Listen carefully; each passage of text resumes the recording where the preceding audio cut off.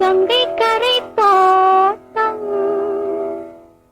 கன்னி பெண்கள் கூட்டம் கண்ணன் நடுவினிலே ஓ கண்ணன் நடுவினிலே காலை இளங்காற்று பாடி வரும் பாட்டு எதிலும் அவன் குரலே ஓ எதிலும் அவன் குரலே. அதே பாட்டு, அதே பாவம், குரலிலும் அதே குளிர், அதே கண்.